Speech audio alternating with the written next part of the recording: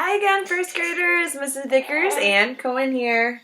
And today we're ready to read Chapter 2 of Junie B. Jones' One Man Band. That's right, it came in the mail and we are super excited. But before we get to Chapter 2, I always like to think back to what happened last time.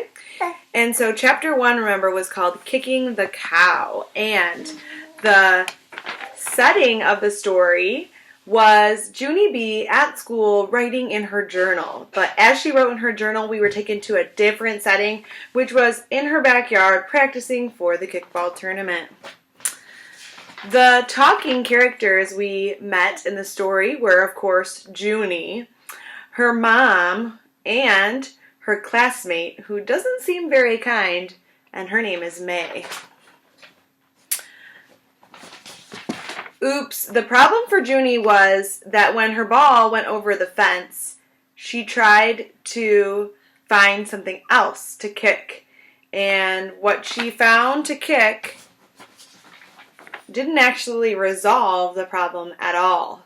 In fact, it made it worse. It gave her a whole new problem, and that problem came from kicking her mom's watering can. And her mom's watering can is now dented, which Mom's not going to be happy about, and Junie's piggy toe is hurt.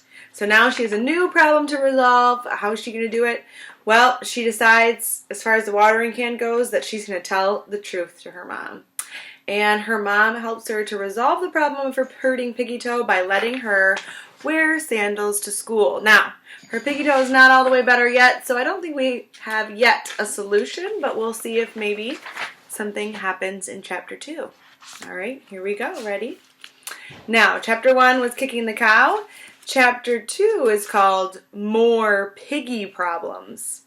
Uh-oh. I don't think there's going to be a solution with her toe in this chapter, but that's just my prediction. Remember, a prediction is a good guess. All right, anyways, here we go. More piggy problems. I stayed in my daydream a real long time. Also, I think I snored a little bit. Then all of a sudden, smack! Ooh, that stunned Cohen. Mr. Scary clapped his hands out loud together. And that noise scared the daylights out of me, I tell ya. Kind of scared you too, didn't it? I jumped straight up in my seat and my arms flinged out very crazy.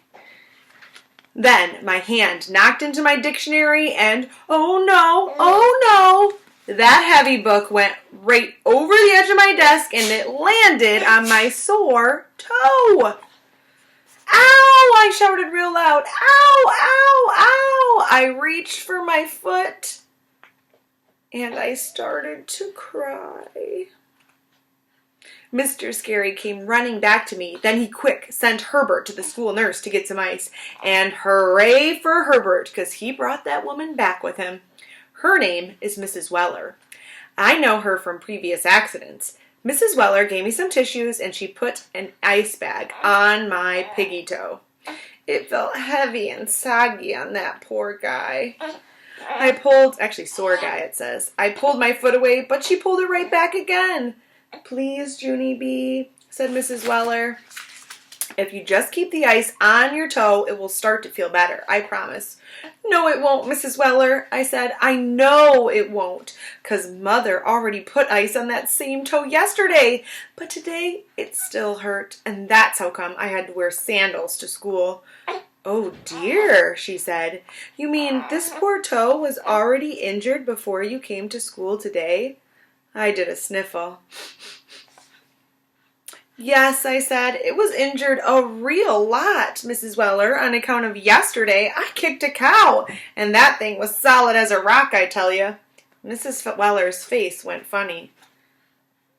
Good impression, Cohen. You kicked a cow? She said real soft. Yes, I said, and the cow was full of water, and a cow full of water doesn't even budge. And I have a picture to show you. There's her classmate Herbert and Mrs. Weller holding ice on that sore piggy toe. After that, Mrs. Weller got very speechless, and she didn't ask any more questions. She just kept holding the ice bag on my foot. Plus, also, she mumbled to herself. Room 1 stretched their necks to see my foot. You guys do that sometimes to kind of find out what's going on across the classroom. Then Shirley stood up, and she said that she knows just how I feel. Because one time she accidentally kicked a brick, and that did not feel good either. And then Roger said he hurt his toe before, too, because last year he accidentally kicked a refrigerator repair truck. Plus, a boy named Sheldon said that last summer he accidentally kicked a giant tree stump on account of his cousin told him it was made of rubber. Only it wasn't, said Sheldon, very upset. It was made out of tree.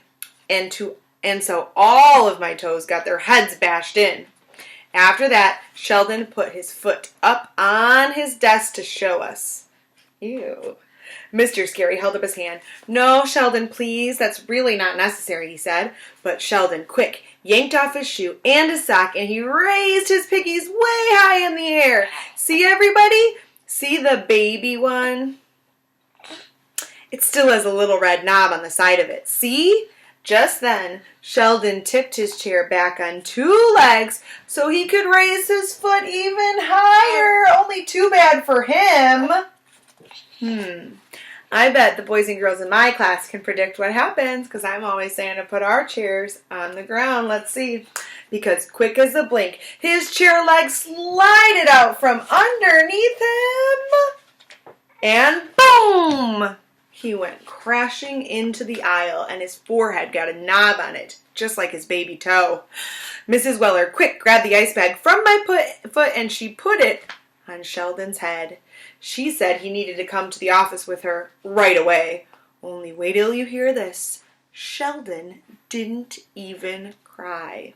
Instead, he left the ice bag on his head, and he put his shoe and sock back on very calm. And he walked to the door with Mrs. Weller. All of us clapped and clapped for that brave boy, boys and girls. Sheldon smiled when he heard that, and he turned around and he did a bow. Go ahead and give a bow. And the ice bag fell off his head. And that there is how the chapter ends. Well, I loved reading some of your journals about times that you got hurt. Not that I love that you got hurt, but just like the kids in Junie B's class, you can really relate and kind of understand how she feels in that way. And today I'm going to send you a new journal prompt that goes along with Chapter 2. So get ready to write in your own Junie B journals. Have a great day, boys and girls. Bye. Say bye.